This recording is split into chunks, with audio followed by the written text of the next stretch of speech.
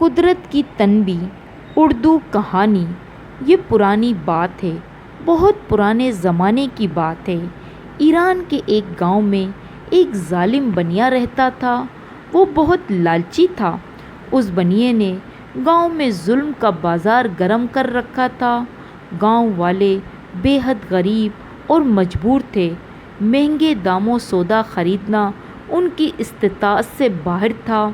وہ لوگ بنیے سے منت سماجت کرتے کہ مناسب دام میں انہیں راشن دے، لیکن بنیا انہیں ایک ہی جواب دیتا، لینا ہے تو لو ورنہ گاؤں سے باہر جا کر لو۔ گاؤں سے باہر جانے کے لیے راستے میں ایک جنگل آتا۔ اس جنگل کا راستہ بے حد خطرناک تھا۔ اس جنگل میں خوفناک جنگلی جانور جو تھے۔ گاؤں والوں کی اس مجبوری کو دیکھتے ہوئے وہ بنیا نہ صرف سامان دگنی قیمت میں بیچتا بلکہ ناپ تول میں بھی کمی بیشی کرتا۔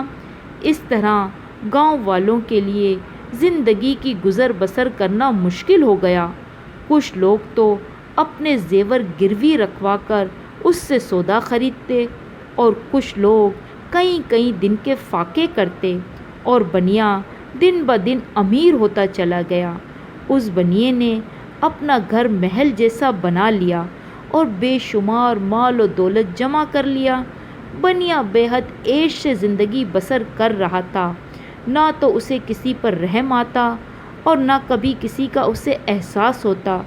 گاؤں کے لوگ بڑی سسک سسک کر زندگی بسر کر رہے تھے اور وہ بنیا دن رات عیش و عشرت کی زندگی گزار رہا تھا۔ اچانک ایک رات اس بنیے کی طبیعت بگڑ گئی۔ گاؤں میں جتنے حکیم تھے ان سے علاج کروایا لیکن کوئی افاقہ نہ ہوا۔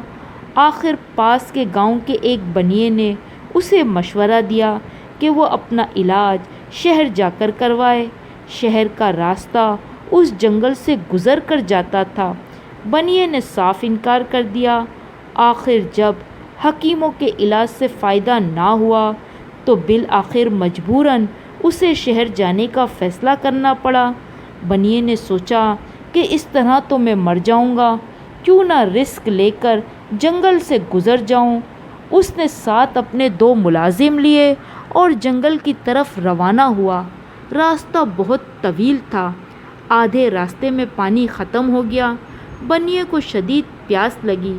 بنیے نے ملازموں سے غصہ ہو کر کہا، پانی اتنا کم کیوں لیا؟ ملازموں نے کہا، ہم پانی تلاش کرتے ہیں، شاید ہمیں کہیں پانی مل جائے۔ ملازم پانی کی تلاش میں نکلے اور وہ راستہ بھول گئے۔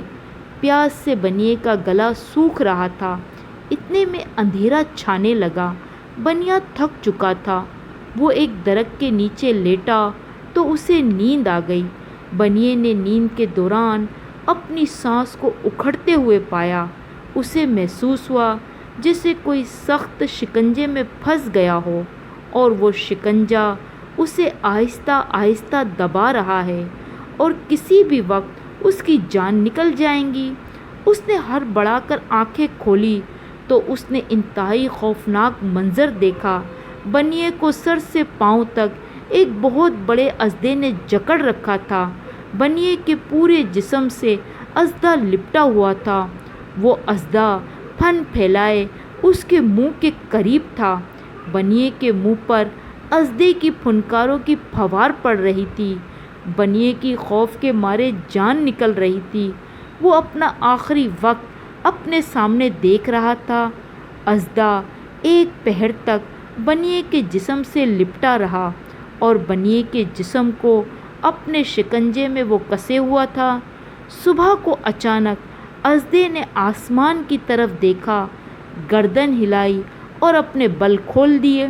پھر آہستہ آہستہ سرکتا ہوا وہ جنگل میں غائب ہو گیا۔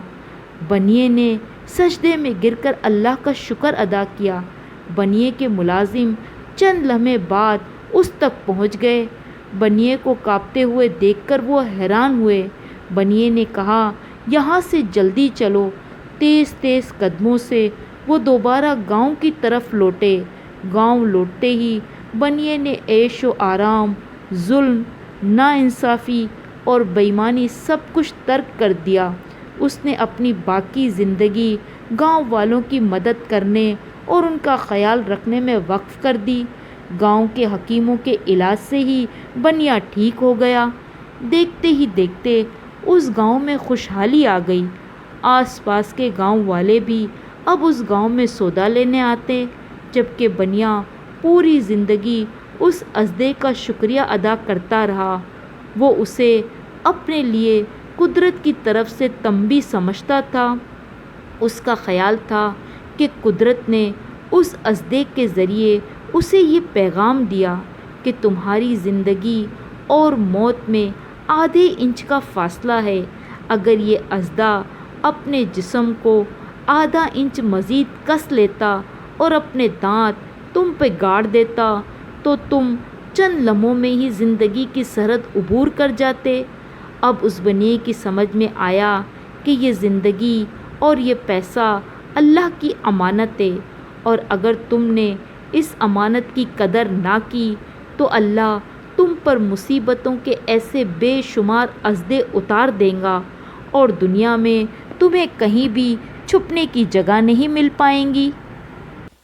اگر آپ ہمارے چینل پر نئے ہیں تو پلیز لائک اور سبسکرائب لازمی کیجیے گا تاکہ دلچسپ کہانیاں آپ کو بر وقت ملتی رہیں۔